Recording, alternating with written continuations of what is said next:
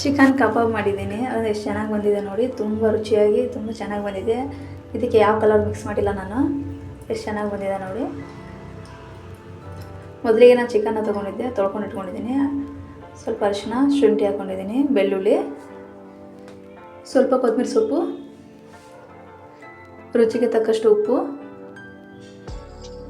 2 spoon ಖಾರದ ಪುಡಿ, ಒಂದು ಮೊಟ್ಟೆ ಹೊಡೆದಿಟ್ಕೊಂಡಿದ್ದೆ ನಾನು, ಅದು ಹಾಕೋತಾ ಇದ್ದೀನಿ. ಈಗ ಮಿಕ್ಸ್ ಮಾಡ್ಕೊಳ್ಳೋಣ. ಅದು ಈ ಥರ ಮಿಕ್ಸ್ ಮಾಡ್ಕೊತಾ ಇದ್ದೀನಿ ನಾನು. ಈ ಥರ ಮಿಕ್ಸ್ ಮಾಡ್ಕೊಳ್ಳೋಣ. ಈ ಥರ ಮಿಕ್ಸ್ ಮಾಡ್ಕೊಂಡ್ರೆ ಏನಾಗುತ್ತೆ ಅಂದರೆ ಮಸಾಲೆ ಎಲ್ಲ ಹತ್ತುತ್ತೆ ಅದಕ್ಕೆ. ನೋಡಿ ಈ ಥರ ಆಗಿದೆ, ಎಷ್ಟು ಕೆಂಪು ಬಂದಿದೆ ನೋಡಿ ಖಾರದ ಪುಡಿಯಿಂದ.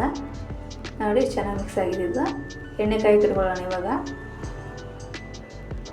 ಇದೊಂದು 10 ನಿಮಿಷ ಮುಚ್ಚಿಡೋಣ. ಎಣ್ಣೆ ಕೂಡ ಕಾಯ್ದಿದೆ. ಈಗ ಒಂದೊಂದೇ ಪೀಸ್ ಬಿಡ್ತಾ ಇದ್ದೀನಿ ನೋಡಿ ಎಣ್ಣೆಯಲ್ಲಿ. ನೋಡಿ ಈ ಥರ ಬಿಡಬೇಕು, ಅಂಟ್ಕೋಬಾರ್ದು ಒಂದಕ್ಕೊಂದು, ಆವಾಗ ಚೆನ್ನಾಗಿ ಬರುತ್ತೆ. ನೋಡಿ ಈ ಥರ ಬಿಡ್ತಾ ಇದ್ದೀನಿ. ಸಣ್ಣ ಉರಿಯಲ್ಲಿ ಇಟ್ಕೊಳ್ಳಿ ಎಣ್ಣೆನ. ಎಣ್ಣೆ ಜಾಸ್ತಿ ಹಾಕೋಬೇಕು ನೋಡಿ. ಇದಕ್ಕೆ ನಾನು ಯಾವುದು ಕಬಾಬ್ ಪೌಡ್ರ್ ಆಗಲಿ ಏನೂ ಹಾಕಿಲ್ಲ, ಸಿಂಪಲ್ಲಾಗಿ ಮಾಡಿದ್ದೀನಿ. ಇದು ಫ್ರೈ ತೆಗಿತಾ ಇದ್ದೀನಿ. ಈ ಥರ ಮಾಡ್ಕೊಳ್ಳೋಣ. ಸ್ವಲ್ಪ ಫ್ರೈ ಆಗಬೇಕು ಚೆನ್ನಾಗಿ, ಒಳಗಡೆ ಹತ್ತಿರೋದೆಲ್ಲ ಮಾಡಬೇಕು ನೋಡಿ. ಈ ಥರ ಮಿಕ್ಸ್ ಮಾಡ್ಕೊಳ್ಳೋಣ. ಲಾಸ್ಟಲ್ಲಿ 2 ಕರಿಬೇವು ಹಾಕೋತಾ ಇದ್ದೀನಿ. ತೆಗೆದು ಸಪ್ರೇಟ್ ಇಟ್ಕೊಳ್ಳೋಣ ನೋಡಿ. ಸಪ್ರೇಟ್ ಹಾಕೋತಾ ಇದ್ದೀನಿ ನಾನು. ಫ್ರೈ ಆಗಿದೆ ಅದು ಚೆನ್ನಾಗಿ. ಈಗ ಒಂದು ತಟ್ಟೆಗೆ ಸರ್ವ್ ಮಾಡ್ಕೊಳ್ಳೋಣ. ನೋಡಿ ಎಷ್ಟು ಚೆನ್ನಾಗಿ ಬಂದಿದೆ ಕಬಾಬು. ಚಿಕನ್ ಕಬಾಬ್ ಸಖತ್ತಾಗಿ ಬಂದಿದೆ ನೋಡಿ. ತುಂಬ ಟೇಸ್ಟಿಯಾಗಿ ತುಂಬ ಸಖತ್ತಾಗಿ ಬಂದಿದೆ ಕಬಾಬು. ನೋಡಿದ ತಕ್ಷಣ ಬಾಯಲ್ಲಿ ನೀರು ಬರ್ತಾ ಇದೆಯಲ್ಲ. ಸ್ವಲ್ಪ ಕೊತ್ತಂಬರಿ ಸೊಪ್ಪು ಹಾಕೊಳ್ಳೋಣ ಲಾಸ್ಟಲ್ಲಿ, ಸಾಕು. ಒಂದು ಈರುಳ್ಳಿ ಇಟ್ಕೊಂಡಿದ್ದೀನಿ ಕಟ್ ಮಾಡಿ. ನೋಡಿ ತುಂಬ ಟೇಸ್ಟಿಯಾಗಿ ತಿನ್ನುವಂಥ ಕಬಾಬ್, ಚಿಕನ್ ಕಬಾಬ್ ರೆಡಿಯಾಗಿದೆ.